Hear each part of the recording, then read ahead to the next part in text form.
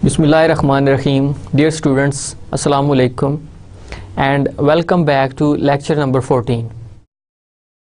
The agenda of this lecture would include the overview of previous lecture, and in this lecture we will also solve personally the problem that we have talked about in our previous lecture. This was about the assignment in my last lecture I had given to you. So I would solve and you just make a comparison that either you have solved this problem correctly or you had made some mistakes. So if there are some mistakes, you can easily verify them. Now come back to the lecture number 14. This is about accounting cycle, completion of accounting cycle, कि आपने उसको general entry से start किया और आप post closing trial balance तक गए. अब दरमियान के फेजेस आपने साथ साथ उसको सॉल्व करने हैं. अब लेक्चर नंबर 13 में we took a sample data which started from unadjusted trial balance. आपके पास वो ऑलरेडी सारा काम किया हुआ था. And if you could remember in my last lecture I told you that you could have a question from journal entries up to unadjusted trial balance and then unadjusted trial balance to finally post closing trial balance. ये दो तरह के आपके पास questions आ सकते हैं, क्योंकि आपके पास ये क्वेश्चन का जो साइज होता है वो बहुत बड़ा होता है, उसके 7 स्टेप्स होते हैं, तो पूरे का पूरा क्वेश्चन सॉल्व करना किसी भी एग्जाम में डिफिकल्ट हो जाता है. इन केस अगर 7 के 7 आपको स्टेप्स करने पड़ जाते हैं तो एक तो आपको सफिशिएंट टाइम मिलेगा, प्लस आपके पास डेटा इतना कॉम्प्लिकेटेड नहीं होगा कि जिसमें आपको सॉल्व करना पड़े. लेकिन इन केस आपके पास अगर कोई क्वेश्चन ऐसा आता है कि जिसमें आपको जनरल एंट्री से फाइनली अनएडजस्टेड ट्रायल बैलेंस तक बनाना पड़े और you just start from unadjusted trial balance to post closing trial balance, उसमें आपके पास कुछ कॉम्प्लिकेशंस भी आ सकती हैं. अब इसके बाद जो लेक्चर नंबर 15 होगा हमारा, उसमें मैं आपको कुछ सैंपल फाइनेंशियल स्टेटमेंट्स दिखाऊंगा जो मुख्तलिफ ऑर्गेनाइजेशंस की होती हैं. तो we will discuss these sample financial statements in the lecture number 15. Now just talk about what we did in our lecture number 13. We started our work from unadjusted trial balance. Then we made some adjustments. These were 3 adjustments which had effect on 6 components or 6 accounts. क्योंकि हर एक entry की 2 entries होती हैं. आपके पास या तो debit होगा और फिर आपके पास क्रेडिट होगा. उसमें आपके दोनों एसेट्स भी इफेक्ट हो सकते हैं, आपकी एसेट्स और लाइबिलिटीज इफेक्ट हो सकती हैं, या आपकी ऑनर्स इक्विटी और एसेट्स, या फिर आपकी लाइबिलिटी इफेक्ट हो सकती है. तो इस तरह की आपकी जितनी भी जनरल एंट्रीज होती हैं उनका इफेक्ट लाजमी आपके 2 अकाउंट्स पर होता है. Then we made adjusted trial balance because the effect was made on unadjusted trial balance.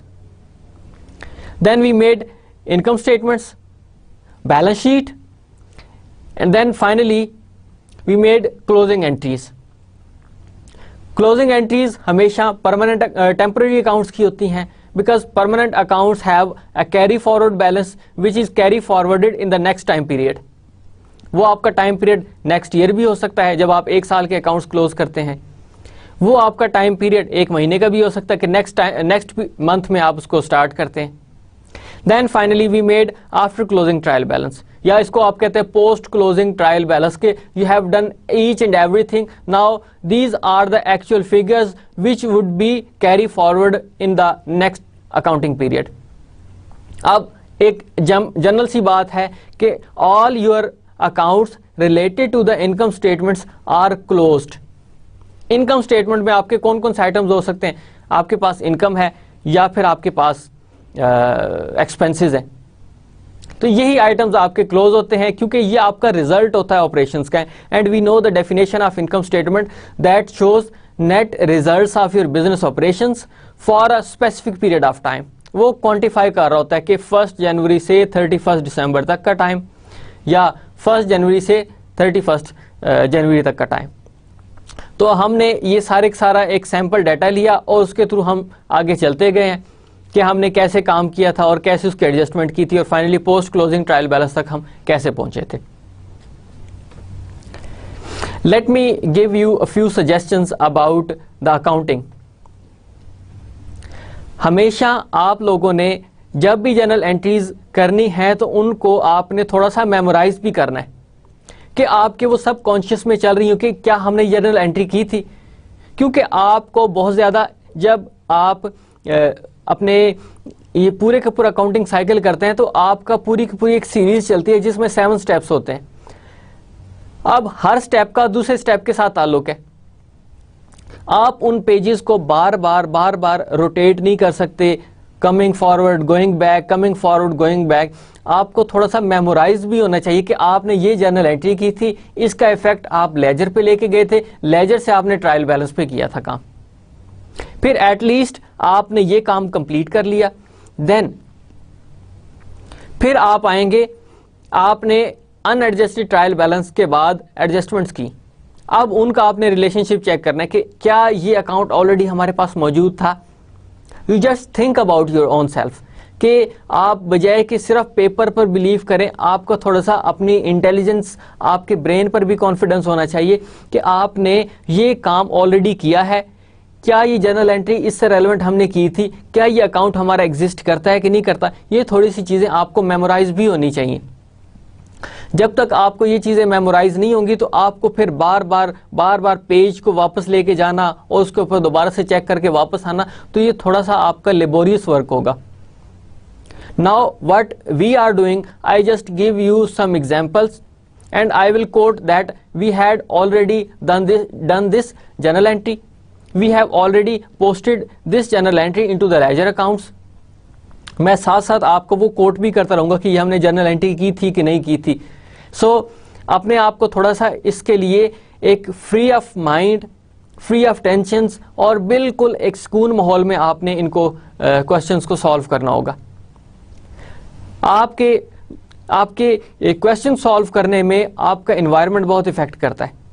तो आपके पास एक प्रॉपर पीसफुल एनवायरनमेंट होना चाहिए, प्रॉपर अटेंशन होनी चाहिए, फुल कंसंट्रेशन के साथ आपने ये अपने बेसिक 7 स्टेप्स करने हैं ताकि आपके लिए काम नेक्स्ट आसान होता चला जाए। अब इस पर जो आपके अकाउंटिंग साइकिल है इस पर फोकस इसलिए किया जा रहा है कि आपके जितनी भी जर्नल एंट्रीज हैं इसमें आपको ये प्रैक्टिस करवा दी गई है कि how to solve your journal entries, how to make ledger accounts, how to make a trial balance. Then you have to also think about the adjusting entries that could have effect on your unadjusted trial balance, because we know that omitting these adjustments we could have some different accounting numbers which provide you a misleading result. So that is why you should be very careful when you are solving your questions, because they would be repeated all the time in all of your lectures. Every time you will have to read about journal entries, you will have to read about debit and credit, you will have to read about all the times your ledgers, trial balance and many more things. So that is why I am repeating all the time, and in my next lecture I will give you some questions that you have to solve by your own self as a practice work. So now come back to the lecture number 14. I have already given you this question.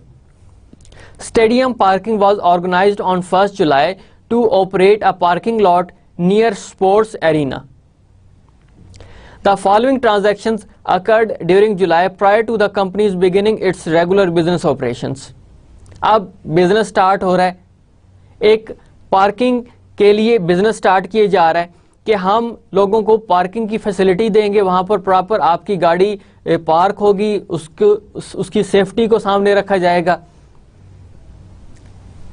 अब अगर हम Europe की बात करें तो Europe में आपको proper किसी रोड पर भी गाड़ी खड़ी करते हैं तो वहाँ पर आपको पार्किंग फीस देनी पड़ती है। आप अगर घर के बाहर गाड़ी खड़ी करते हैं तो वहाँ पे भी आपको प्रॉपर फीस देनी पड़ती है। तो हमारे पास जहाँ पर दिल करे हम गाड़ी खड़ी कर देते हैं, हमें कोई इशू नहीं होता। लेकिन आप कुछ और जगह देखें जहाँ पर आपको प्रॉपर मोटरसाइकिल स्टैंड मिलेंगे या कार पार्किंग मिलेंगी, and they charge you a fee, आपको एक टोकन दिया जाता है। तो I am just linking that example with my question that this stadium parking was organized just to give the facility of parking. This is a kind of business that a proprietor is starting. Now what he has done, there are few transactions that incurred. Now July 1st, Imran opened a bank account in the name of business with a deposit of rupees 45,000 cash. This transaction has been done many times. अब business start किया जा रहा है, first time जब भी कोई investment होगी, we know already that this is a kind of capital. Cash आ रहा है, cash is increased whereas your capital is also increased. Number 1. Number 2, July 2nd purchased a land to be used as a parking lot for a total price of rupees 1,40,000. A cash down payment of rupees 28,000 was made and a note payable was issued for the balance. Now, please think about it that the total price of the land is rupees 1,40,000. This is one journal entry. आपने एक चीज तो निकाल ली है। Whereas we had also another composite entry. This is a cash down payment of rupees 28,000. आपकी 28,000 रुपए की आपने डाउन पेमेंट की है, कैश पे कर रहे हैं। The third thing is a note payable was issued for the balance.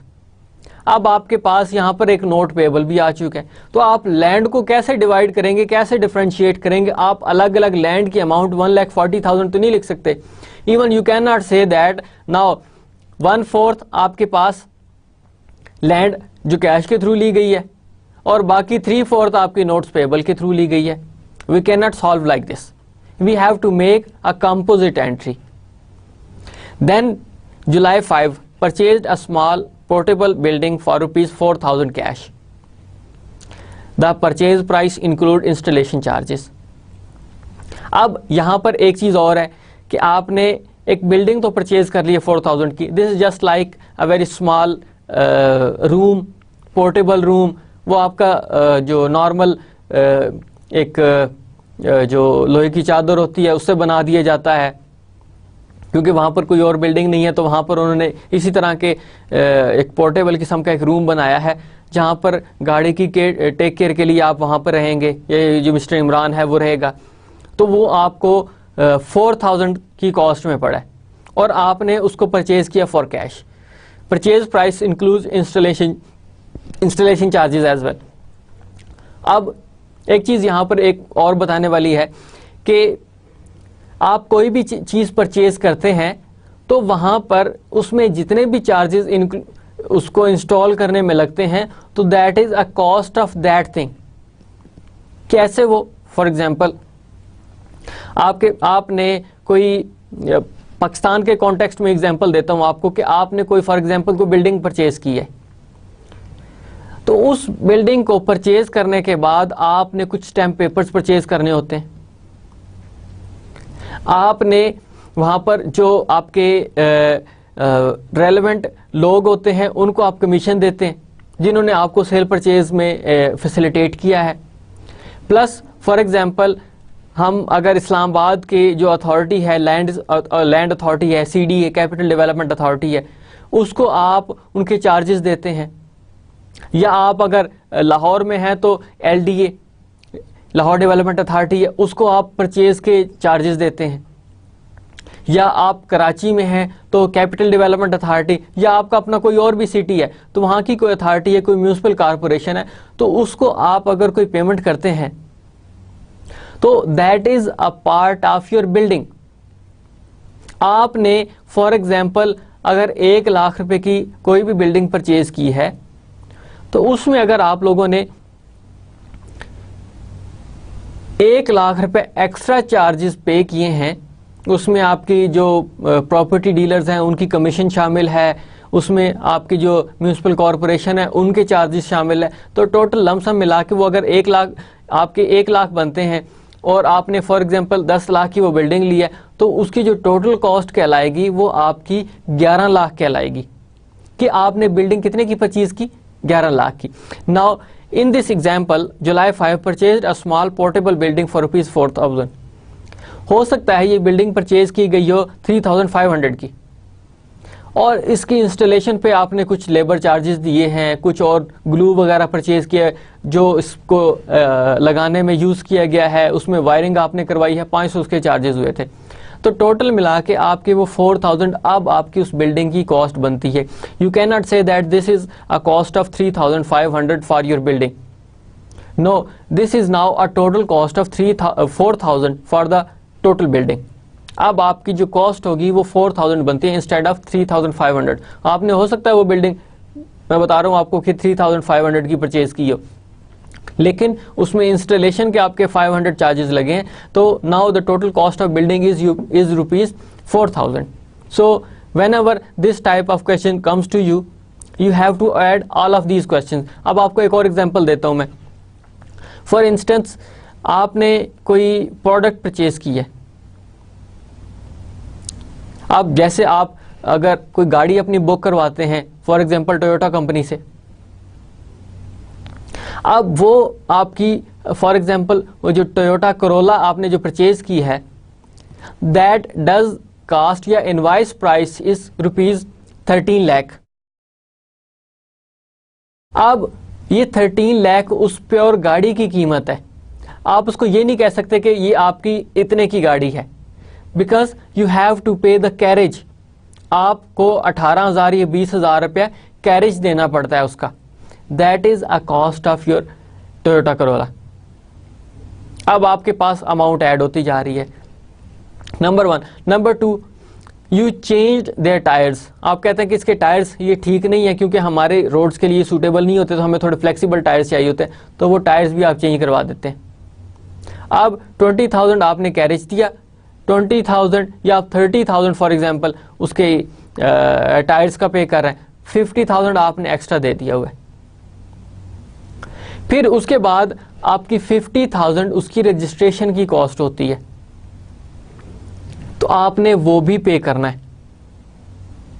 आप ज़ाहिर गाड़ी के नंबर लगवाते हैं उसमें, तो that cost is a part of your Toyota Corolla. Now at this stage, if I ask from you that what is the cost of your Toyota Corolla vehicle, you have to say that the total cost of my Toyota Corolla is 14 lakh instead of 13 lakh। आप 13 लाख नहीं कहेंगे क्योंकि आपने उसमें 20,000 carriage दिया है, 30,000 के tyres लगवाए हैं उसमें, और इसके अलावा आपने 50,000 उसकी रजिस्ट्रेशन की पेमेंट की है। इसके अलावा अगर कोई और चार्जेस हैं, फॉर एग्जांपल आप उसकी पोशिश भी करवा रहे होते हैं गाड़ी की, that is a cost of your vehicle. इसके अलावा कुछ और समझते हैं, आपने कहा कि जी हम इसमें सिक्योरिटी अलार्म भी लगा रहे हैं, तो that is also a part of your Toyota Corolla. अब आप खुद देखें कि उसकी कॉस्ट कितनी होती जा रही। जब आपकी गाड़ी वो रेडी होगी तो all these expenses becomes the part of your vehicle. तो फिर आप कहेंगे कि जी अब ये गाड़ी मुझे 14,50,000 रुपए में पड़ी है, तो वो एक्चुअल कॉस्ट होगी। Same is the case with this July 5 purchased a small portable building for ₹4,000 cash. तो आपके पास ये 4,000 का मतलब ये है कि आपने सारे चार्जेस उसमें पे करने के बाद अब आपको ये बिल्डिंग इतने में पड़ी है। तो I hope now this is understandable for you. इसके अलावा जब आपको उनकी नेचर पता चल जाएगी तो आप उसको इजीली सॉल्व कर सकते हैं। Then July 12 purchased office equipment on credit from Suzuki company for rupees 3000. I think we don't need to go in the detail of this journal entry because this is office equipment purchased on credit from Suzuki company. Then July 28 paid rupees 2000 of the amount owed to Suzuki company. Now you are paying this amount for your office equipment. So these were the journal entries that you have made before starting of your business. आपने start किया था 1 जुलाई से, अब सारे वो काम करवा रहे थे जो आपको बिजनेस स्टार्ट करने के लिए नेसेसरी होते हैं. Now in summary of these all transaction, I should add what Mr. Imran has done. He has purchased a land for the parking, then he has purchased the building, small building, and then he has also purchased an office equipment. So these are all the transactions that he has made before starting the business. Now business उसका start हो चुका है, फिर उसके बाद जो उनको लोग वहाँ पर अपनी गाड़ियाँ पार्क करनी शुरू कर देंगे, उसकी वो फीस चार्ज करेगा. तो these are all the part of their business. Now you would be given the instructions as I gave you in my previous lecture that you have to prepare journal entries for the month of July, then post these journal entries into the ledger accounts, and finally prepare your trial balance. So that was the basic transactions that you were asked to make. अब इसके बाद आपने journal entry start करनी है. वो journal entries कैसे करनी है? Now I am solving this question. You just make a comparison that you have done in your previous lecture, and then see that is there any difference between both. अगर कोई है तो you can make your correction. Now that was the question that I asked from you, and let's start from your first journal entry that July 1st Imran opened a bank account in the name of business with a deposit of rupees 45,000 cash. This is your first journal entry that you have to make. Now let's start our journal entries. You should be very formal about these journal entries that you have to solve. For example, you have to make a proper name of the company. This is Mr. Imran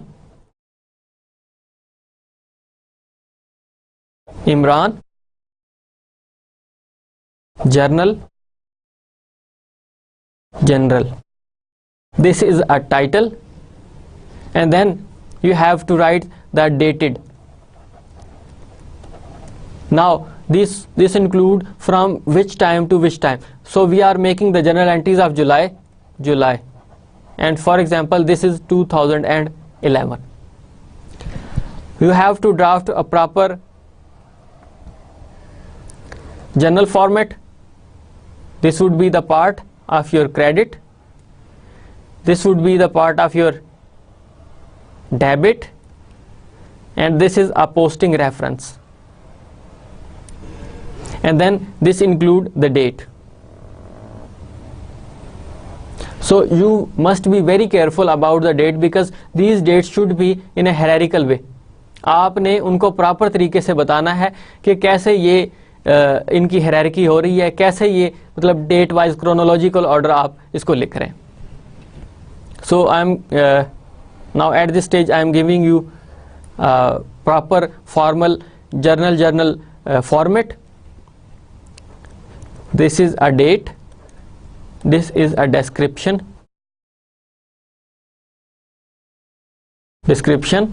this is a PR, and we know that this is a posting reference. ये reference आपको बताता है कि आपने कैसे इसको laser में लेके जाना है. यहाँ पर फॉर एग्जांपल आपने पहली जर्नल एंट्री का पोस्टिंग रेफरेंस 1 दिया है, तो आपके लेजर का जो फर्स्ट वन होगा वो भी 1 ही होगा. Then this is your debit and this is your credit. आपके पास ये दोनों बन चुके हैं. Now go back to our first journal entry. अब यहाँ पर आपको मैं बताता चलूँ कि थोड़ा सा आपने मेमोराइज करना है कि आपने कौन कौन सी जर्नल एंट्रीज की थी. ये आपकी लिंक करेगी आपके नेक्स्ट फेज के साथ. अब हमने जर्नल एंट्री पढ़ी थी कि mister Imran started business with the cash of rupees 45,000 और ये आपकी 1 जुलाई को थी. अब आपको ये चीज़ें याद होनी चाहिए. 1 जुलाई. आपने 1 जुलाई को किया, देन इट वाज कैश, या इसको आप लिख सकते हैं कैश अकाउंट। कैश अकाउंट आपका डेबिट होगा और क्रेडिट में आपका कैपिटल अकाउंट। अब यहां पर एक डिफरेंस ये भी डाल सकते हैं कि डेबिट आपका थोड़ा सा पहले होता है और क्रेडिट आपका इंडेंट किया होता है, थोड़ा सा उसकी स्पेस आप आगे यूज करते हैं यहां पे। Now you have completed your first journal entry. आप यहां पर पूरी लाइन लगाएंगे। अमाउंट आपकी 45,000 आपने एक जर्नल एंट्री कंप्लीट कर दी है। इसकी नरेशन में आप मेंशन कर सकते हैं कि स्टार्टेड बिजनेस। अब स्टार्टेड बिजनेस से हमें पता चल रहा है कि ये जो अमाउंट आई है ये एज ए कैपिटल आई है, आपने ये यहां पर मेंशन कर दिया। यहां पर कोई हार्ड एंड फास्ट रूल नहीं है कि आपने स्पेसिफिक यही टर्मिनोलॉजी यूज करनी है, यही वर्ड यूज करने। You can use any type of word. Mister Imran commenced business with capital amount, कुछ भी आप लिख सकते हैं, लेकिन वो स्मॉल उसका सेंटेंस होना चाहिए ताकि बहुत ज़्यादा डिटेल मेंशन ना हो इसमें, तो बहुत ज़्यादा ऐसे मतलब भरा हुआ आपकी जर्नल शो ना हो। Now you have completed your first journal entry. Your second journal entry was now July 2nd purchased land to be used as a parking lot for a total price of rupees 1,40,000। अब एक तो journal entry आपकी ये होगी, journal entry का part, कि आपकी land increase कर रही है, लेकिन दूसरे नंबर पे a cash down payment of rupees 28,000, आप 28,000 भी पे कर रहे हैं, and a note payable was issued for the balance. बाकी आपने नोट पेबल कर दिया। अब आप इसको कंपैरिजन करें, आपने जो काम किया है और जो जर्नल एंट्री मैं पास कर रहा हूं, and I told you that this journal entry is related with the composite. आपकी ये कंपोजिट एंट्री है, इसका मतलब ये है कि एक जर्नल एंट्री के अंदर कई जर्नल एंट्रीज शामिल है। अब आप लैंड को सेग्रीगेट नहीं कर सकते, अलग अलग नहीं कर सकते। Now how we will pass this journal entry? This was 2nd July and it was land and we already know increase in asset debit। आपने ये 1,40,000 से परचेज किया इसको, एक जनरल एंट्री आपने एक पार्ट कंप्लीट कर दिया डेबिट का। दूसरा आप कैश पे कर रहे हैं 28,000, ये 28,000 आपने क्रेडिट कर दिया, लेकिन ये तो टोटल अमाउंट ही नहीं है आपकी। टोटल अमाउंट आपकी क्रेडिट और डेबिट इक्वल होना चाहिए। आप सेकंड कर रहे हैं नोट्स पेएबल।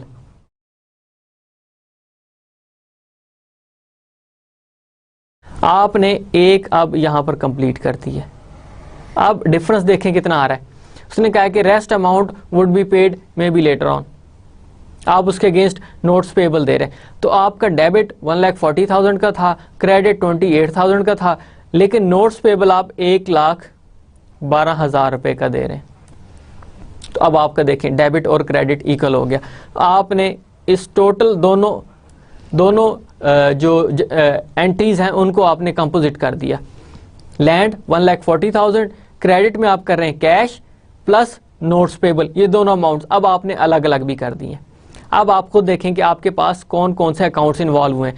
फर्स्ट वन आपके पास कैश, देन कैपिटल अकाउंट, आपके पास दो डिफरेंट अकाउंट्स हैं। लैंड तीसरा अकाउंट है, कैश ऑलरेडी आपके पास अकाउंट अवेलेबल है, नोट्स पेबल आपके पास नहीं है। तो you start calculating that you have to prepare your ledger accounts. आपने इनके लेजर्स बनाने हैं, हर एक का सेपरेट लेजर बनेगा, इसलिए आप उनके अलग से अकाउंट्स बना रहे हैं।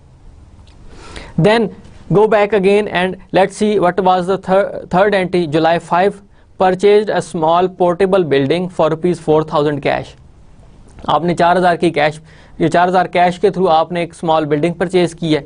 The purchase price includes installation charges and we have discussed in detail that these all installation charges is a part of that building।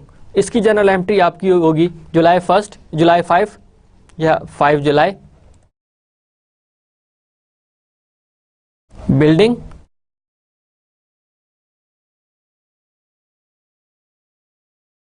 Building debit, इसको अकाउंट भी लिख सकते हैं, land account, building account, and then you have paid cash, आपने cash pay की है तो amount आपकी यहाँ पर आएगी 4000 से डेबिट और 4000 से ही आपकी क्रेडिट अमाउंट आएगी। आपने यहाँ पर भी इसकी जर्नल एंट्री कंप्लीट कर दी है। अब इनकी नरेशंस भी आपने खुद लिखनी है कि first one purchased land with cash and remaining amount would be paid later on through notes payable, पहले जो दूसरी जनरल एंट्री थी। तीसरी अब आप जो की है बिल्डिंग की, परचेज्ड बिल्डिंग फॉर कैश। ये सिंपल एक आपकी नरेशन काफ़ी होगी। Then July 12 this entry purchased office equipment on credit from Suzuki company for ₹3000। अब थोड़ा सा इसमें आपको बताने की ज़रूरत है कि आपने क्या करना है, क्योंकि आपके पास अकाउंट्स पेबल मुख्तलिफ हो सकते हैं। यहाँ पर सुजुकी कंपनी है कि कोई और आपकी मोटर कंपनी हो सकती है, कोई एक और कंपनी हो सकती है। आपने साथ अब उनके नाम मेंशन करने हैं। अब इससे पहले मैंने आपको उनकी डिटेल नहीं बताई, उसकी रीज़न ये थी कि आप एक जनरल अकाउंट्स पेबल यूज़ कर रहे थे। अब आप परचेज करते हैं मुख्तलिफ लोगों से, तो आपने उनको प्रॉपर उनके नाम के साथ अकाउंट्स पेबल कौन है, अकाउंट्स पेबल कौन है, अकाउंट्स पेबल कौन है, वो सब की डिटेल आपने साथ मेंशन करनी होगी। अब यहाँ पर सिंपल आपके पास सुजुकी कंपनी है जिससे आप ऑफिस इक्विपमेंट परचेज कर रहे हैं, ऑन क्रेडिट कर रहे हैं। Now 12 July you purchased office equipment,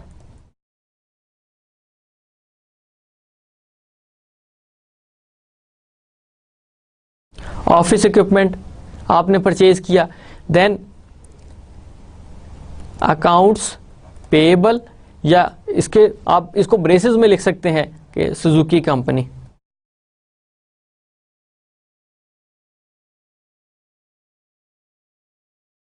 आपके पास अब ये क्रेडिट आपने कर दिया, दरमियान में सुजुकी कंपनी मेंशन कर दिया है कि आपने पे किसको करना है। The amount was 3000।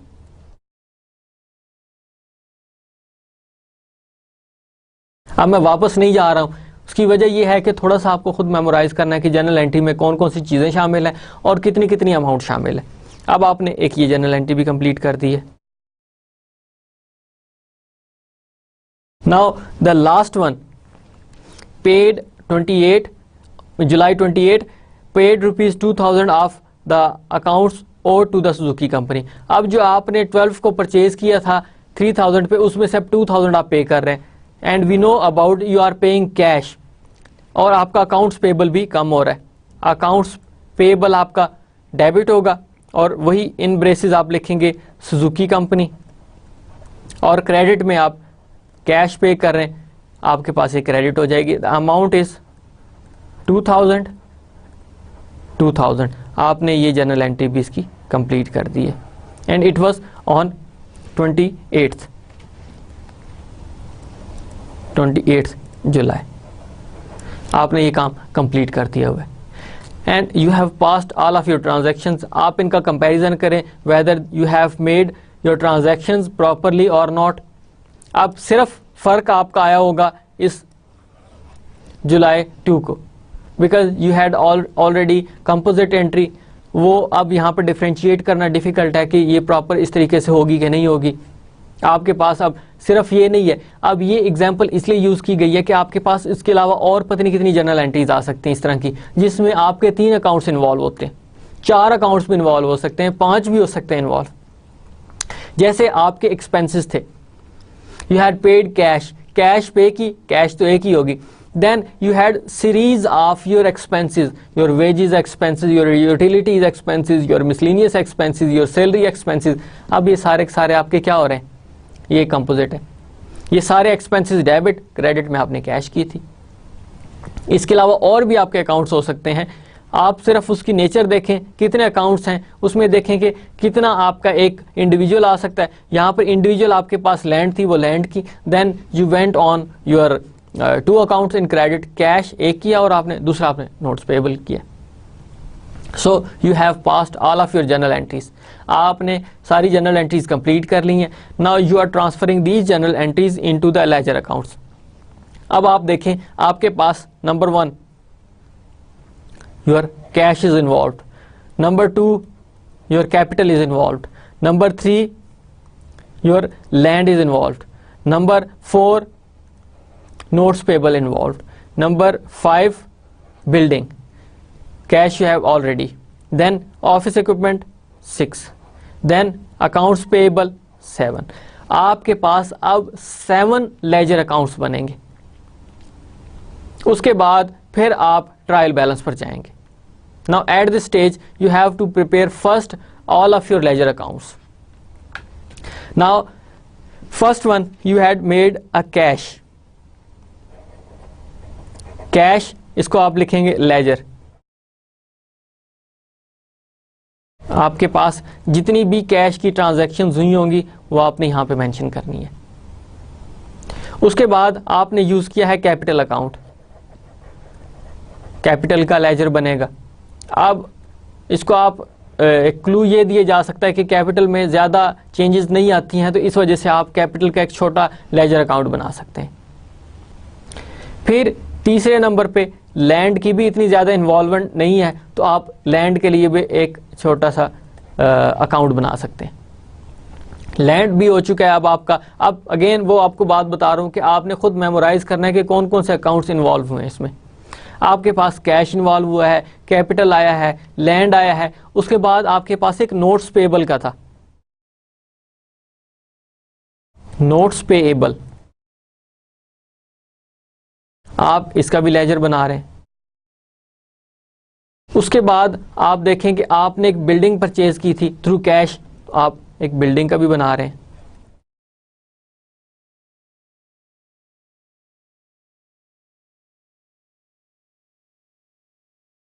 देन आपने ऑफिस इक्विपमेंट परचेज किया था, आप उसका भी बना रहे हैं। Now I am not going back, just because I memorised कि ये अकाउंट्स आपके यूज हुए हैं इसमें। अब यहां पे आपने ऑफिस इक्विपमेंट, ऑफिस इक्विपमेंट भी आपने यूज किया था। अब यहां पर आप इस वक्त 6 अकाउंट्स बना चुके हैं।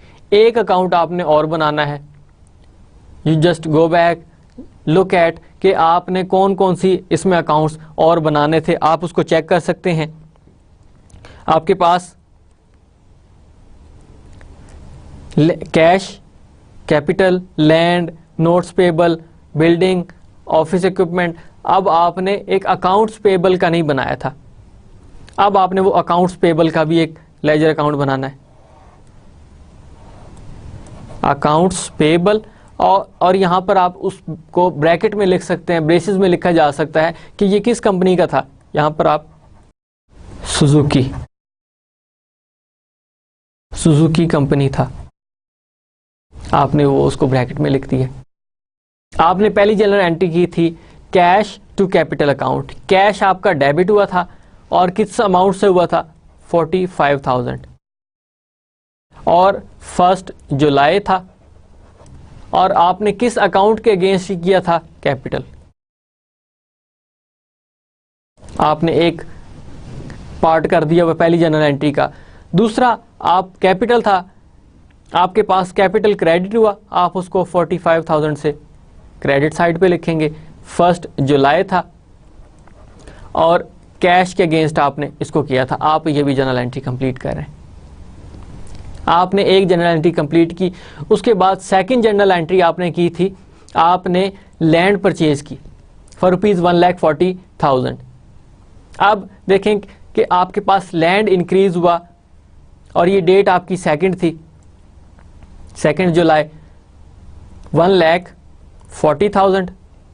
और किस अकाउंट के थ्रू हुआ था आपका ये, आप इसको चेक कर सकते हैं। ये आपका, इसमें आपने कैश प्लस आपने नोट्स पेएबल भी दिया था। अभी आप इसको डेबिट साइड पे लिख रहे हैं। इसके अगेंस्ट आपने क्या किया था, कैश पे की थी 2 जुलाई को। 2 जुलाई को आपकी कैश पे हुई 28,000। और आपने ये कैश किस अकाउंट के अगेंस्ट पे की थी, आपने लैंड के अगेंस्ट की थी ये पे। और बाकी आपने नोट्स पेएबल वो भी आपने क्रेडिट किया था 2 जुलाई को। 2 July notes payable and the amount was 1,12,000। किस अकाउंट के थ्रू हुआ था, आपने ये लैंड परचेज की थी। आपने ये मेंशन किया यहाँ पे। You pass your second journal entry. Then in 5th July you purchased building for cash. Building आपके पास अकाउंट नहीं था, वो आपने लेजर अकाउंट बनाया। कैश ऑलरेडी एग्जिस्ट करता था, वो आपने कैश लिखा है। तो then this journal entry would be posted in the building. Building आपने जुलाई 5 जुलाई 4000 की बिल्डिंग परचेज की आपने, और कैश के अगेंस्ट की थी। कैश आपकी क्रेडिट हुई, आपने ये 4000 यहाँ पे मेंशन किया। देन दिस वाज 5 जुलाई। और किस अकाउंट के अगेंस्ट की आपने बिल्डिंग परचेज की थी, आपने बिल्डिंग परचेज की, आपने 3rd जर्नल एंट्री भी पास कर दी है। Then your 4th journal entry was you purchased office equipment for ₹3000 but you purchased on account. अब आपके पास ना ऑफिस इक्विपमेंट का अकाउंट है और ना ही आपके पास अकाउंट्स पेबल का अकाउंट है, तो आपने ये दोनों ही लेजर अकाउंट्स बनाए। आपके पास ऑफिस इक्विपमेंट इंक्रीज कर रहा है। ऑफिस इक्विपमेंट आपने 3000 का परचेज किया and it was 12 July and the amount was 3000। और किस अकाउंट के अगेंस्ट किया आपने 3000, और आपका जो अकाउंट था वो अकाउंट्स पेबल आपको बताएगा कि आपने अकाउंट्स पेबल के थ्रू इसको परचेज किया था। दूसरी क्या थी, अकाउंट्स पेबल। अकाउंट्स पेबल आपका क्रेडिट हुआ, आपने क्रेडिट साइड पे 3000 लिखी अमाउंट, और 12 जुलाई। और किस ये अकाउंट्स पेबल क्यों क्रिएट हुआ, because you purchased office equipment, you completed your second last entry. And the final entry was you had paid a cash on 28th July for the accounts of Suzuki company. अब आप accounts payable debit कर रहे हैं और cash credit कर रहे हैं। आपने अकाउंट्स पेबल डेबिट किया 2000 से, कैश के अगेंस्ट हुआ और डेट आपकी थी 28 जुलाई। अब क्रेडिट क्या हुआ, कैश 3000 से। Then it was a date of 28 July and you have paid cash for which account, accounts payable के against. Now you have completed all of your ledgers. अब आप इसका कंपैरिजन करें जो आपने काम किया था कि whether it seems like this और it was a different one. Next phase is you are making a total of all these accounts. आपके पास कैश 45,000 टोटल, 45,000 टोटल। आप ये दोनों साइडों पे टोटल लिख रहे हैं, लेकिन इन दोनों का जब टोटल करेंगे तो आपकी डिफरेंट अमाउंट होगी। ये तो आपकी 45,000 है ही, इसका नॉर्मल अकाउंट था डेबिट साइड। क्रेडिट में आपके पास 28,000 plus 4,000, now you have 32,000। 32,000 plus 3,000, आपके पास ये 35,000 बनता है। लेकिन आपके पास यहां पर बैलेंस कितना आ रहा है, 45,000। डिफरेंस कितना आ रहा है, अब आपके पास डिफरेंट अमाउंट है। देन कैपिटल अकाउंट आप टोटल करें 45,000, इसका नॉर्मल बैलेंस इस साइड पर भी 45,000 लिखेंगे, ये आपका नॉर्मल बैलेंस आ रहा है। आपने यहां पर एक छोटी सी चीज चेक की होगी कि आपके पास यहां पर अमाउंट 2000 आएगी instead of 3000, because you are paying cash ₹2000। तो आपने यहां पर 2000 लिखनी है इंस्टेड ऑफ 3000 के जो आपकी एक्चुअल अमाउंट थी। So this is your amount 2000।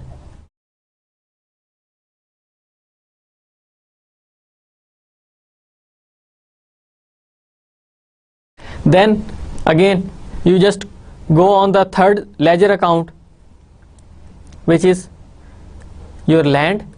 Land does cost 1,40,000, 1,40,000 दोनों साइड्स पर लिखेंगे इसका।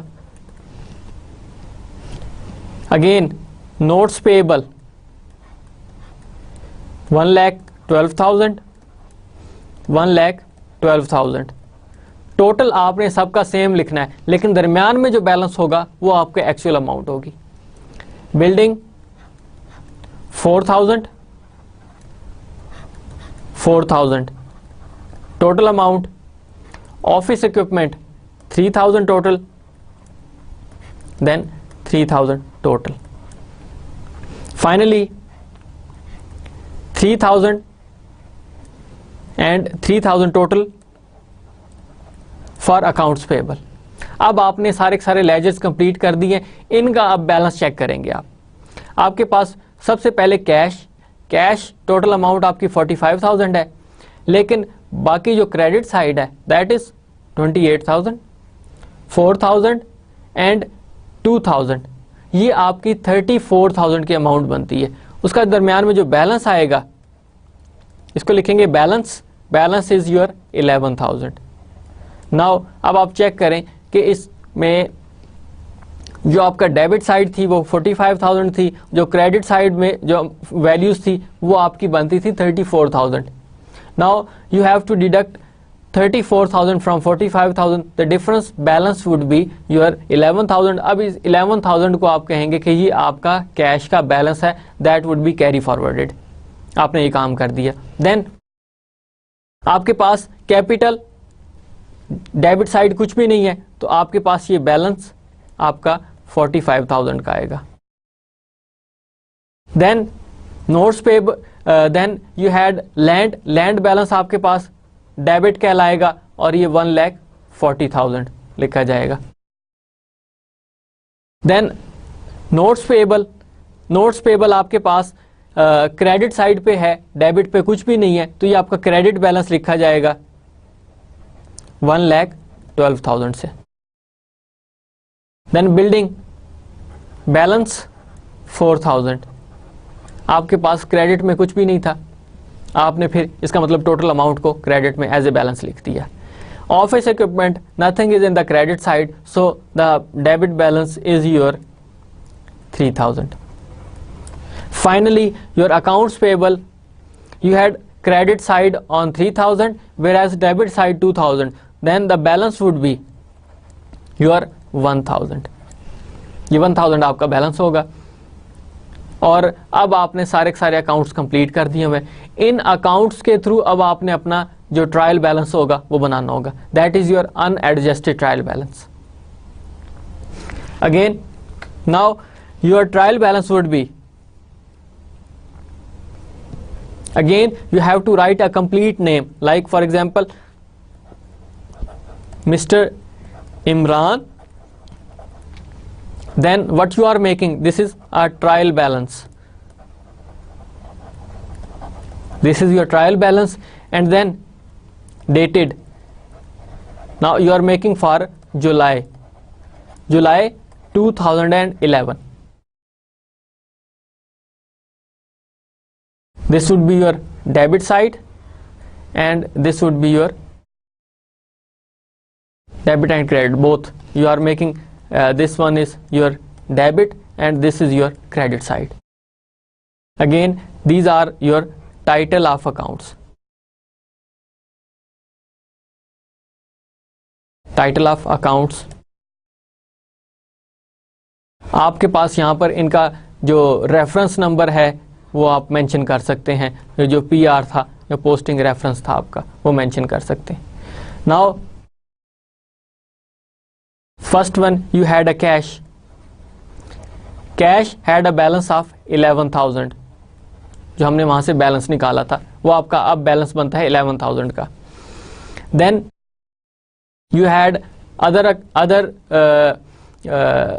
Your current assets. आप पहले, क्योंकि आपने उनको हायरार्की में लिखना है, आपने अब जनरल एंट्री के थ्रू नहीं लिखना। अब आप लिखेंगे कि कौन कौन से आपके पहले करंट एसेट्स हैं, फिर आपके पास कौन कौन से प्रॉपर्टी प्लांट एंड इक्विपमेंट के एसेट्स आते हैं, फिर आप जाएंगे अपनी liabilities and finally owners equity पे। आपने अब यहाँ पर चेक किया, first one is your cash and then cash is your first 11,000।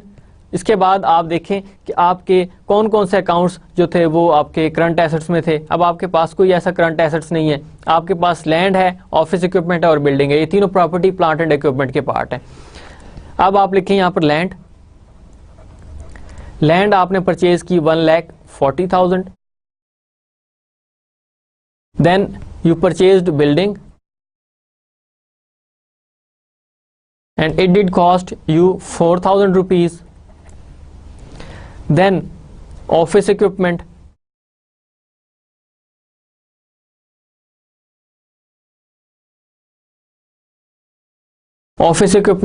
it was 3,000. So almost you have completed your asset sides. Now you had to pay accounts payable. It was 1,000. Notes payable 1,12,000. Your capital account, it was 45,000. Now see, either you have fulfilled all of your accounts, because we had cash 1, 2, 3, 4, 5, 6 and 7. You have completed 7 of your accounts. जो आपने debit में लिखने थे balances उनके debit में लिखती हैं, जो आपने क्रेडिट में बैलेंसेस लिखने थे वो आपने क्रेडिट में लिखती हैं. Now just see the total of both. When you add up all these amounts, you have to see either debit is equal to the credit side. आप सबको चेक करें कितनी कितनी अमाउंट्स बनती हैं आपकी. It would be 1,58,000 and it must also be 1,28,000. इनको check करें कि क्या वाकई ये अमाउंट बनती है आपकी. तो I think this is an equal side. 1,58,000 and 1,58,000. Now you have completed your unadjusted trial balance. आपका अनएडजस्टेड ट्रायल बैलेंस कंप्लीट है. इसके बाद आपने देखना है कि ऑन 31 जुलाई 31 को आप चेक करेंगे कि क्या 31 पे कोई आपकी जनरल एंट्री तो नहीं हुई, कोई एडजस्टिंग एंट्री तो नहीं थी, आपने कोई एडजस्टिंग एंट्री करनी तो नहीं है. सिंपल आपको यहाँ पर मैं बताता हूँ कि आपके पास यहाँ पर building, this building requires depreciation, this office equipment requires depreciation, so it means that implicitly it does have some accounts which needs to be adjustment. ये हमें बताया नहीं गया. इसके अलावा हम देखेंगे कोई और ऐसी जनरल एंट्री तो नहीं है जो हमें बता दी गई हो, क्योंकि 28 तक हमने ये सारे अकाउंट्स बनाए. 31 जुलाई को कोई ऐसी एंट्री तो नहीं हो गई थी जिसको आपने ट्रीट करना था. आपने वो फिर चेक करनी है. अब एक चीज़ और आपने जो चेक की है वो आपने ये देखना है कि आपके पास 31 जुलाई आया था.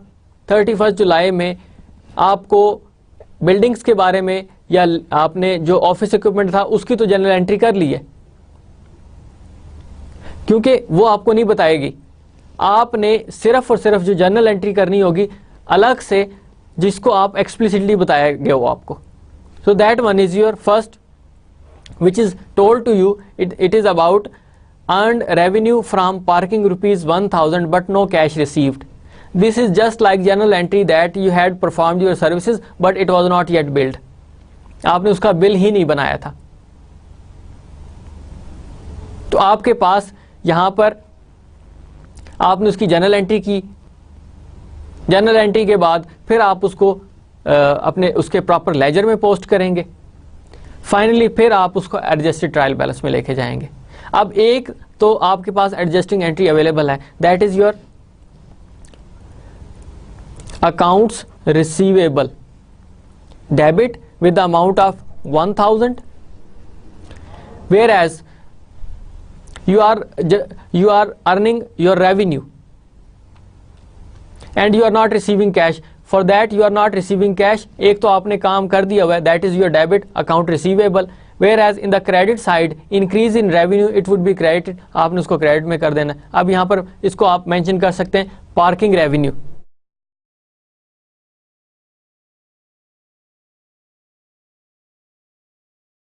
Parking revenue 1,000.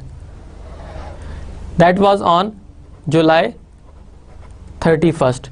एक आपने ये कंप्लीट कर दी है. लेकिन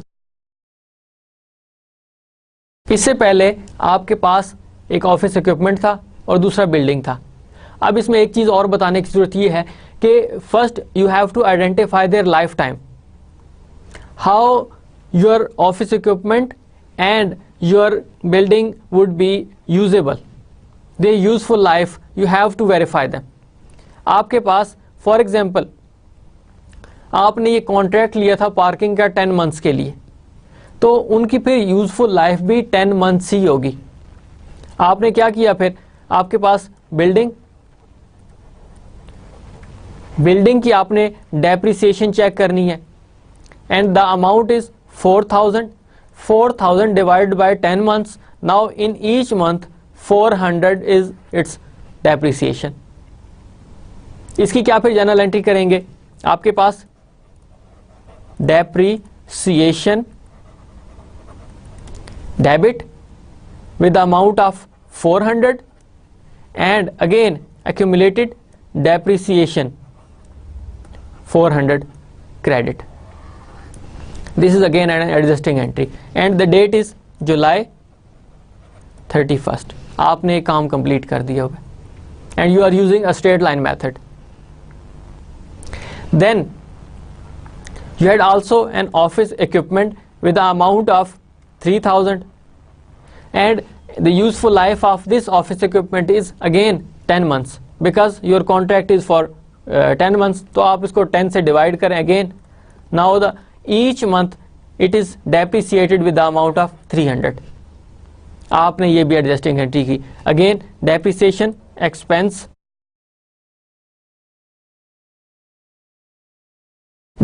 expense 300 and then accumulated depreciation 300 credit.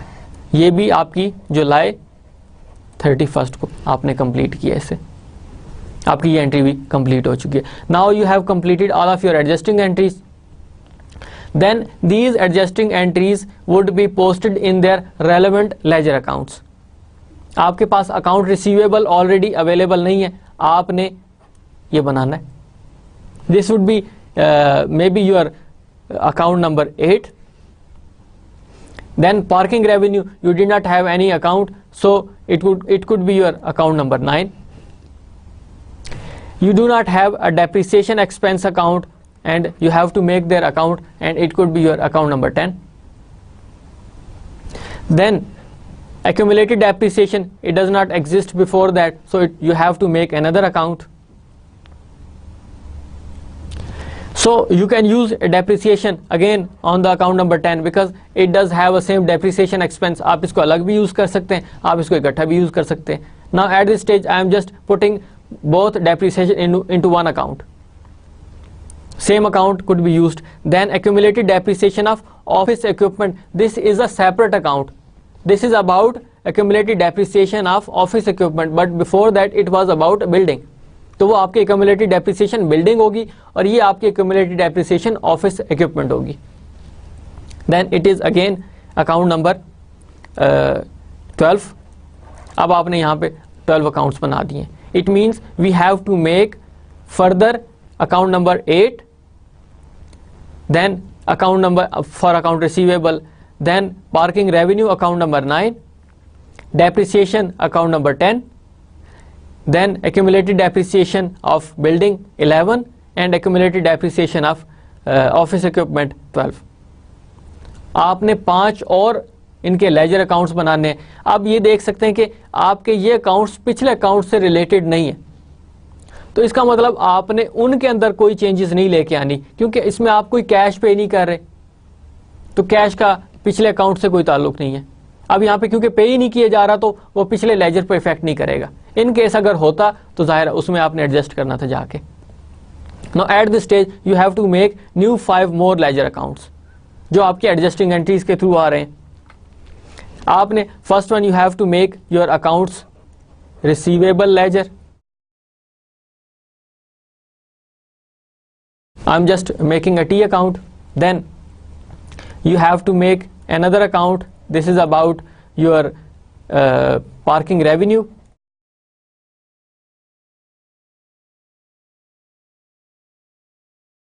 Then your third account is about depreciation expense. Your fourth account, accumulated depreciation building, and then your fifth account, accumulated depreciation office equipment. So account receivable was increased with the amount of 1000. आपने 1000 से debit किया. Credit में आपके पास parking revenue हुआ था तो आपने उसको क्रेडिट में कर दिया 1000.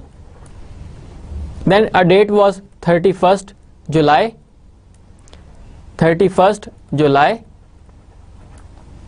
और किस अकाउंट के अगेंस्ट हुआ? ये आपका पार्किंग रेवेन्यू था और ये आपके पास अकाउंट्स रिसीवेबल के थ्रू आपने जनरेट किया parking revenue. Then depreciation expense 31st जुलाई को आपका हुआ किस अकाउंट के against? Accumulated depreciation. So accumulated depreciation और किसकी थी? ये बिल्डिंग की थी 400 से, और क्रेडिट आपने किया डेप्रिसिएशन के through 31st July. And then this was a depreciation account with the amount of 400. फिर आपने डेप्रिसिएशन एक्सपेंस किया डेबिट, और किस अकाउंट के थ्रू हुआ? एक्यूमुलेटेड डेप्रिसिएशन, और ये आपका ऑफिस इक्विपमेंट था. Amount was 300, the date was 31st. And on the other hand it was accumulated depreciation of office equipment. The amount was 300, 31st जुलाई था, और किस अकाउंट के थ्रू हुआ था आपका? ये डेप्रिसिएशन एक्सपेंस के थ्रू हुआ था. And now you have completed all of your accounts. Each account has debit with the credit. इनके अगेन आप टोटल करेंगे जिस तरह आप लोगों ने पहले टोटल किया था. 1000 then again 1000, total amount was 1000. Then this amount was 700 and this amount was 700. 400 for accumulated depreciation and 400 total amount. 300 with the accumulated depreciation and 300 total amount. Now you had made all the total accounts. Now look at their if there is a normal balance of debit, look at on the credit side. अब आपके पास account receivable में कोई balance already मौजूद नहीं है तो balance आपका अगेन 1000 होगा. पार्किंग रेवेन्यू में आपके पास कोई भी डेबिट बैलेंस नहीं है तो आपके पास बैलेंस 1000 से आपने इसको क्रेडिट बैलेंस किया. उसका अपोजिट अकाउंट वो कहलाता है. डेप्रिसिएशन में आपके पास कोई भी क्रेडिट साइड पे नहीं था तो बैलेंस टोटल आपका 700 हुआ. एक्यूमुलेटेड डेप्रिसिएशन बिल्डिंग आपका डेबिट में कुछ भी नहीं है तो बैलेंस आपका 400. Same is the case with accumulated depreciation of office equipment. So the balance is 300. So you had made all these accounts. You had first your account receivable, the other is your parking revenue, the third one is your depreciation expense, fourth one is your accumulated depreciation of building, and fifth one is your accumulated depreciation of office equipment. अब आप उसको finally adjusted trial balance में लेके जाएंगे. आपने जो values already लिखी थी वो आप, क्योंकि इनका इफेक्ट एडजस्टमेंट का इफेक्ट आपकी पिछली वैल्यूज पे नहीं था, कोई भी ऐसा अकाउंट इन्वॉल्व नहीं हुआ कि जिसका इफेक्ट पहले से हो, तो इट मीन्स कि आपने जो पहले अकाउंट्स बनाए हुए थे वो सारे के सारे एज इट इज चलेंगे. आपके पास कैश की अमाउंट 11,000 की थी. उसके बाद आपके पास लैंड 1,40,000 से थी. Then you had a building आपके पास 4,000. Office equipment 3,000. Accounts receivable you had 1,000.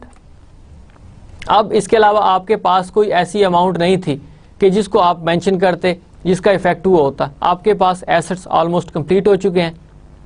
फिर आपके पास अकाउंट्स पेबल 1000 से क्रेडिट साइड पर लिख रहे हैं आप लोग। Then notes payable you had that was amount of 1,12,000.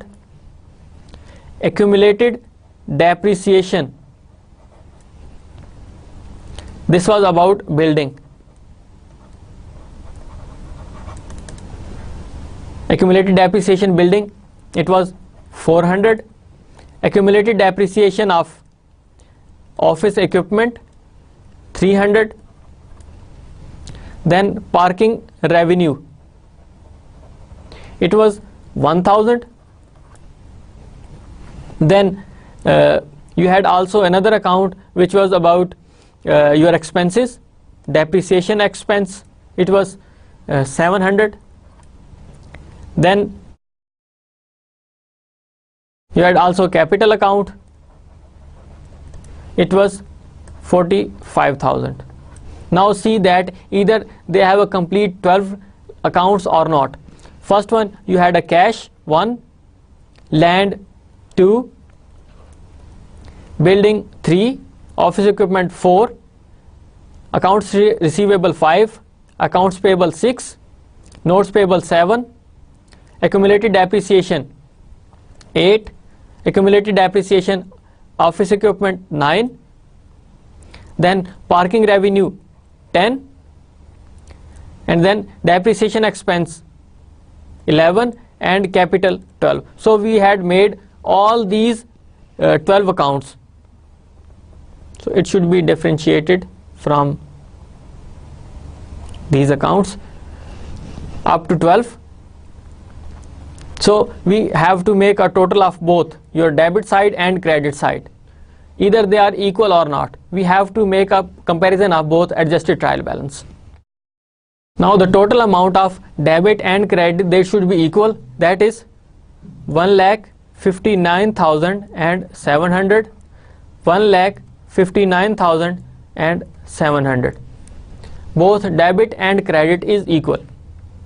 So it means that at this stage we had completed our work. So these accounts would be transferred into their financial statements. अब इसमें से देखें कि कौन कौन से आपके financial statements का पार्ट है, इनकम स्टेटमेंट का पार्ट है और कौन सा आपका बैलेंस शीट का पार्ट है. Now coming to the financial statements, first we have to make a balance sheet.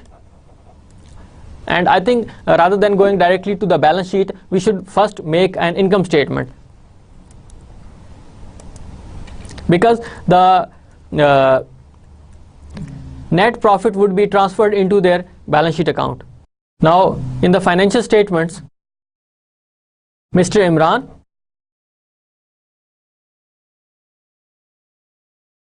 then income statement,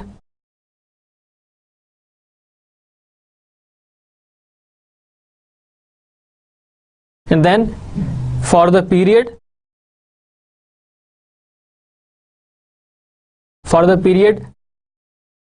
ended July 31st, 2011.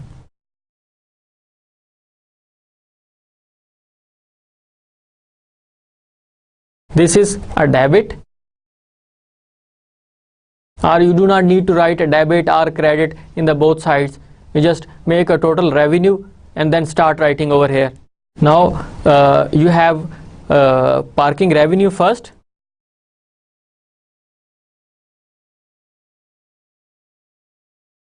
Which was amount of 1,000, and then you had only the depreciation expenses. So depreciation expense for both office equipment and building, which is 700. So the net profit is,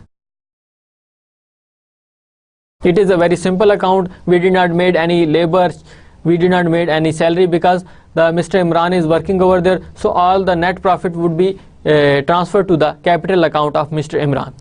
So the net profit is at this stage, that is 300, which is the capital which would be transferred into their capital account of Mr. Imran. So we had earned a profit of 300 at this stage. So we completed our income statement. Now we would go back into the balance sheet. Again, we will write the name, the balance sheet, which we are title of balance sheet, the title of financial statement, which we are making, then a date. So I am just quitting all this because this is already we have done.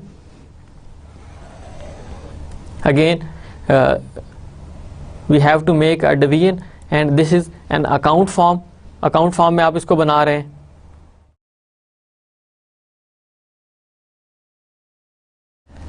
This is an asset side. This is a liabilities plus owners equity. ये आप title देंगे इसके. Assets में आपके पास cash का balance 11,000 already available है. Then accounts receivable आपका 1,000 जो आपके रेवेन्यू के थ्रू कलेक्ट हुआ है. देन आपके पास ऑफिस इक्विपमेंट. ऑफिस इक्विपमेंट की अमाउंट आपके पास थी 3,000. इसमें से आपने एक्यूमुलेटेड डेप्रिसिएशन माइनस की 300. Then the net amount is your 2,700. आपके पास बिल्डिंग थी. बिल्डिंग की अमाउंट आपके पास 4,000 माइनस इसमें से आपने एक्यूमुलेटेड डेप्रिसिएशन की 400 and the net amount is your 3,600. Land आपके पास अमाउंट थी और दैट वाज अबाउट 1,40,000. इसके अलावा I think you did not have any account. आपने सारे यहाँ पर बैलेंसेस लिख दिए हुए. देन आपके लाइबिलिटीज़ में accounts payable it was 1,000 balance. Then notes payable it was 1,20,000.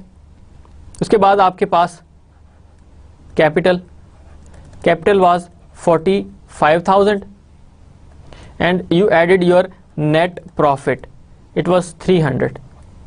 So total amount would be transferred, that is 45,300. अब यहाँ पर आपने देखें कि कोई और ऐसा अकाउंट तो नहीं रह गया है जो आपने ना लिखा हो. अब आप बैलेंस शीट बना रहे हैं, फाइनेंशियल पोजीशन चेक कर रहे हैं, आपने इनकम स्टेटमेंट बनाई है, बैलेंस शीट के थ्रू अब आप चेक कर रहे हैं कि कोई आपने ऐसा अकाउंट तो नहीं छोड़ दिया हुआ कि आपने वो कंप्लीट ना किया हो.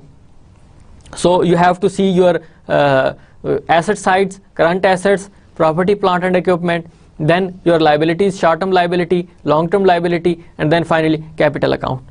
आप अपने लेजर्स में चेक करें कि कोई ऐसा अकाउंट तो नहीं रह गया पीछे. आपने इसके चेक करें कि आपकी एडजस्टेड ट्रायल बैलेंस में सारे अमाउंट्स लिखी गई हैं आपकी जो आपने मेंशन करनी थी, क्योंकि आपकी बैलेंस शीट में सारे आपके परमानेंट अकाउंट्स आएंगे. टेम्परेरी अकाउंट्स ऑलरेडी आप ले गए हैं अपनी इनकम स्टेटमेंट के अंदर. So I think we had put all the data inside our balance sheet. उनका आप टोटल चेक करें कि क्या टोटल वो इसका इक्वल बनता है कि नहीं बनता. Now we are making a total of asset sides which is equal to 1,58,300 and the credit side is your 1,58,300. So it means that we have worked correctly. Your asset sides are equal with the liabilities plus owners equity. जो हमें accounting equation के through बात पता चलती है कि आपके assets must be equal to your liabilities plus owners equity. आपने यहाँ पर अपना काम कंप्लीट कर दिया हुआ है. Now your duty is to make proper worksheet. I am just giving you, I am just opening it blank. So now you have to complete this unadjusted trial balance into the worksheet. आप सारे account यहाँ पर लिखेंगे. आपके पास cash का account मौजूद है फॉर इंस्टेंस, उसकी अमाउंट आपके पास अनएडजस्टेड ट्रायल बैलेंस में 11,000 थी. अब इसमें कोई ऐसी चेंजेस नहीं आई हैं तो एज इट इज़ आपने इसको ट्रांसफ़र कर देना है. जो जिसके अकाउंट से रेलेवेंट है उसमें लेके जाएंगे. फिर आपके पास अकाउंट रिसीवेबल है, आपके पास बिल्डिंग है, लैंड है, आपके पास ऑफिस इक्विपमेंट है, वो सारे आपने यहाँ पे बनाने. आपको एक फॉर्मेट दे दिया हुआ मैंने. And you have to start from unadjusted trial balance to finally adjustments, then adjusted trial balance and you have to make income statement and balance sheet. ये सारे के सारे अकाउंट्स मैंने ऑलरेडी आपके बना दिए हुए हैं। बैलेंस शीट आपको मैंने बना दी है, इनकम स्टेटमेंट बना दी है, सिर्फ आपने यहाँ पर वर्कशीट में डाटा पुट करना है और उसके बाद फिर उनकी चेंजेस चेक करनी है कि वाकई आपने इनकम स्टेटमेंट में वही चीज़ें लिखी हैं जो मैंने आपको क्वेश्चन में बताई हैं। क्या आपने इनकम स्टेटमेंट में वही डाटा लिखा है जो आपको मैंने आपके जो पीछे इनकम स्टेटमेंट बनाई गई है। तो आपने इस वर्कशीट को अब कंप्लीट करना है। उसके बाद फिर आप अपने ये चीज़ें कंप्लीट कर चुके होंगे या आपको मैं आपका एक होमवर्क दे रहा हूँ। उसके बाद आपने इनकी क्लोजिंग एंट्री करनी है। तो वो क्लोजिंग एंट्रीज क्या होगी, ये काम आप लोग खुद करेंगे, प्रॉपर वर्कशीट बनाएंगे। उस वर्कशीट में कैसे आप डाटा ट्रांसफ़र कर रहे हैं, क्योंकि आप सिंपल अकाउंट हो या डिफ़िकल्ट हो, आपने ये सारे का सारा फेज़ करना होता है। अनएडजस्टेड ट्रायल बैलेंस मैंने ऑलरेडी आपको बना के दिया है, एडजस्टमेंट मैंने की हैं, अनएडजस्टेड ट्रायल बैलेंस मैंने बना दिया है। Then we have also made income statement and balance sheet. अब सिर्फ आप लोगों ने इसको वेरीफाई करना है खुद कि इस वर्कशीट के अंदर डाटा कैसे चलता है आप लोगों का। Now we have to make closing entries. Your temporary accounts would be closed and your permanent accounts would be carry forwarded. अब आपके पास टेम्परेरी अकाउंट्स कौन कौन से थे? आपके पास सबसे पहले पार्किंग रेवेन्यू था and the amount was 1000, balance इसका बनता था। फिर आपके पास डेप्रिसिएशन एक्सपेंस, इसकी अमाउंट आपके पास 700 थी। अब ये सिर्फ दो अकाउंट्स थे जिनको आपने क्लोज करना है। तो उनको क्लोज करने के लिए आपने इनकम समरी अकाउंट बनाना होगा।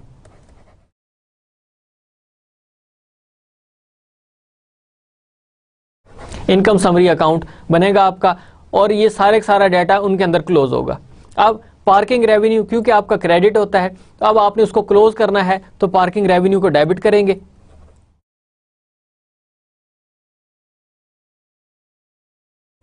Parking revenue debit with amount of 1000 और क्रेडिट में अब आपकी इनकम समरी लिखी जाएगी। इनकम समरी 1000 से क्रेडिट, आपने एक अकाउंट को क्लोज कर दिया हुआ है।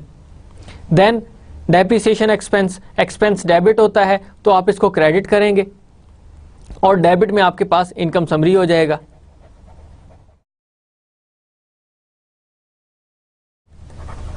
डेबिट 700 से और क्रेडिट में आपके पास डेप्रिसिएशन एक्सपेंस 700। अब आपने इसको भी क्लोज कर दिया हुआ है। अब इनकम समरी अकाउंट बनाएंगे या इसको आप लेजर कह लें।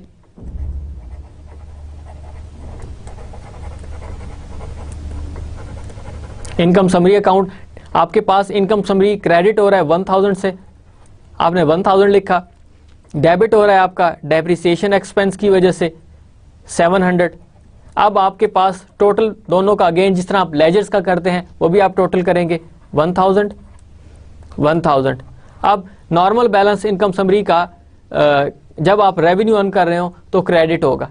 आपने क्रेडिट टोटल किया, आपके पास डेबिट में 700 है, तो बैलेंस आपके पास ये 300 चल रहा है। ये आपका बैलेंस। अब इस इनकम समरी ने क्लोज होना है कैपिटल अकाउंट में, तो अब इसकी भी जर्नल एंट्री कर दें आप। आपके पास इनकम समरी क्रेडिट है तो उसको डेबिट करें। Income summary debit 300 and capital account credit 300। अब ये आपने इनकम समरी को भी क्लोज कर दिया हुआ है। आपने यहाँ पे सारे का सारा अपना काम कंप्लीट कर दिया हुआ है। आपने इनकम समरी के जो इनकम समरी का अकाउंट आपने क्रिएट किया था टेम्परेरी अकाउंट्स को क्लोज करने के लिए, अब आपने वो क्लोज कर दिया हुआ है और ये डेट आपकी 31 जुलाई की चल रही है। सारी डेट्स आपकी अब ये 31 जुलाई की हैं, आपने क्लोज कर दिया हुआ है। अब फाइनल फेज आपका जो 7th फेज है वो आपका पोस्ट क्लोजिंग ट्रायल बैलेंस का होगा। अब पोस्ट क्लोजिंग ट्रायल बैलेंस में आपके सारे के सारे जो रेगुलर परमानेंट अकाउंट्स हैं वो कैरी करेंगे। इसके अलावा टेम्परेरी अकाउंट्स आप ऑलरेडी ही खत्म कर चुके हैं। आपके पास आफ्टर क्लोजिंग या पोस्ट क्लोजिंग ट्रायल बैलेंस क्या होगा? आपके पास कैश 11,000, देन अकाउंट्स रिसीवेबल, इसका बैलेंस चलता है आपके पास 1000, land 1,40,000, then building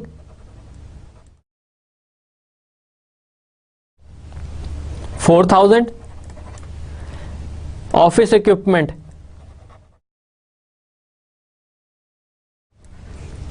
3,000. You have completed your asset sides. Then accumulated depreciation, building, it was 400. Then accumulated depreciation office equipment 300. Then accounts payable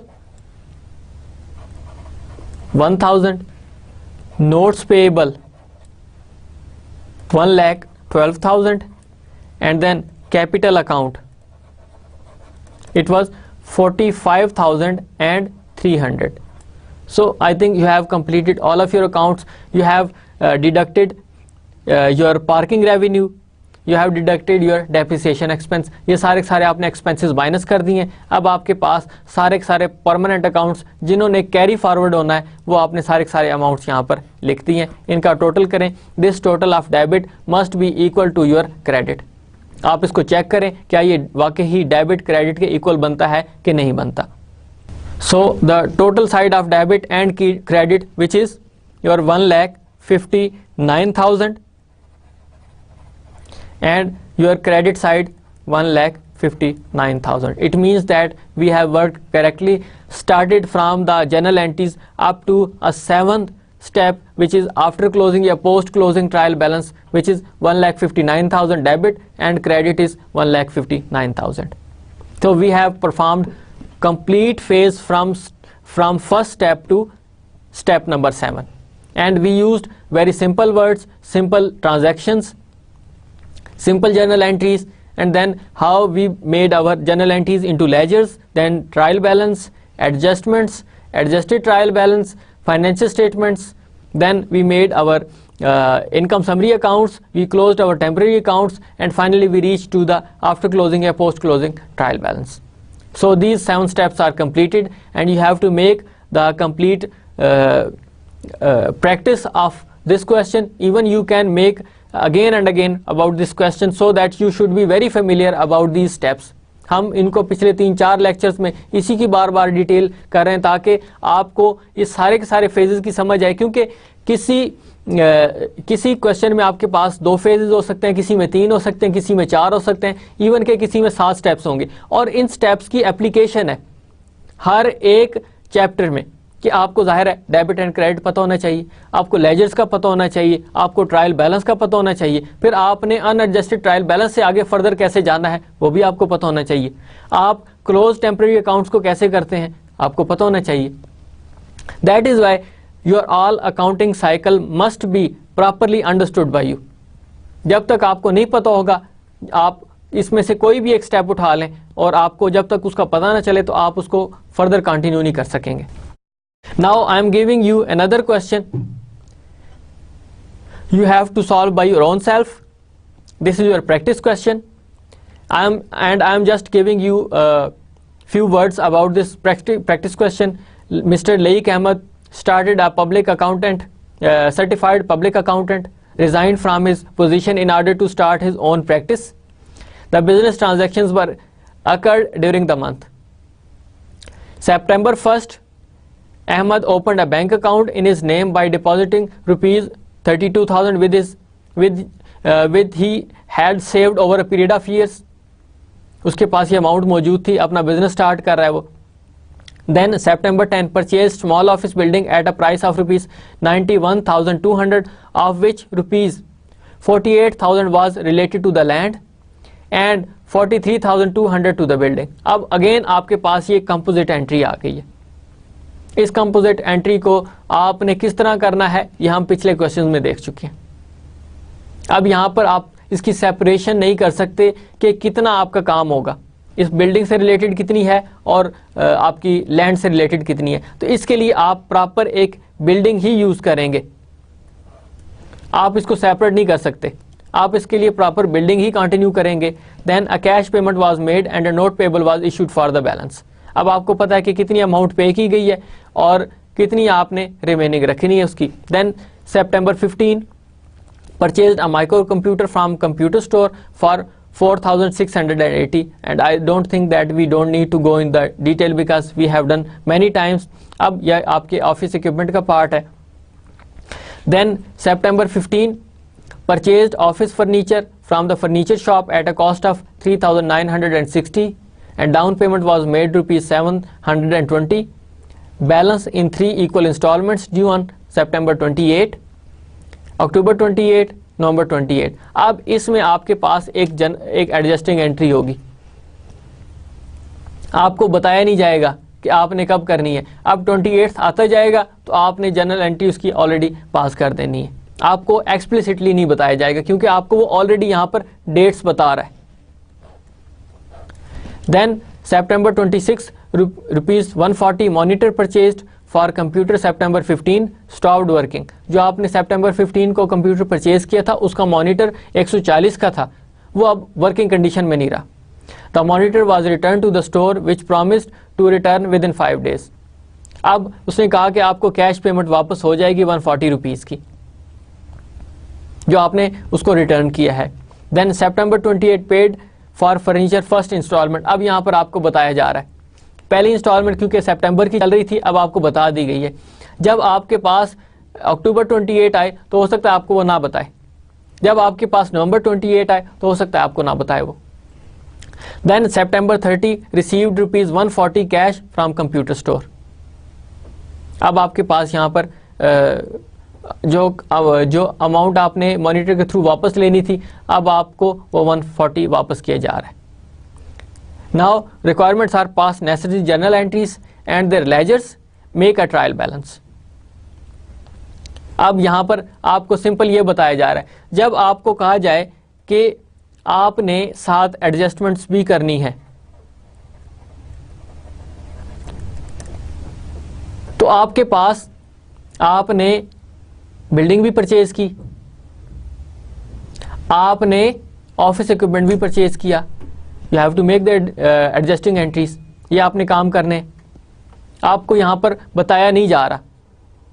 तो this is now your duty, your part of practice that you have to make your adjusting entries, then adjusted trial balance, finally complete phase of post closing trial balance। आपने ये सारे का सारा काम complete करना होगा। Then this is an end of lecture number 14 in which we have done our complete process, 7 steps process of accounting cycle। We did our question by our own self, उसको solve कैसे किया है, कैसे कैसे हमने उसको ट्रांजैक्शंस को पास किया और एंड पे हम पोस्ट क्लोजिंग ट्रायल बैलेंस पे पहुंच गए। And in this question I have given you another practice question, उसको आप लोगों ने सॉल्व करना है। अब प्रैक्टिस क्वेश्चन में आपके पास कोई रेवेन्यू नहीं है, तो जब आपके पास वो रेवेन्यू नहीं है तो आप रेवेन्यू की जनरल एंट्री नहीं करेंगे, बाकी आपने डेप्रिसिएशन की एंट्री करनी होगी। अब उसमें आप खुद अज्यूम कर सकते हैं कि बिल्डिंग का 10 ईयर्स का टाइम पीरियड ले लें, आप ऑफिस इक्विपमेंट का आप 5 ईयर्स का टाइम पीरियड ले लें और स्ट्रेट लाइन मेथड यूज करें, उसमें खुद आप डेप्रिसिएशन उसकी कैलकुलेट कर लें। उसके बाद फिर नेक्स्ट हम बाकी जो है वो उसकी फाइनेंशियल स्टेटमेंट्स बनाएंगे, then balance sheet and finally post closing trial balance जो आखिरी स्टेप होगा आपका। So up to this we have completed our lecture number 14। I hope that you might have understood this lecture number 14, these accounting cycle processes. So inshallah we will meet on lecture number 15. Up to that, thank you very much and Allah Hafiz.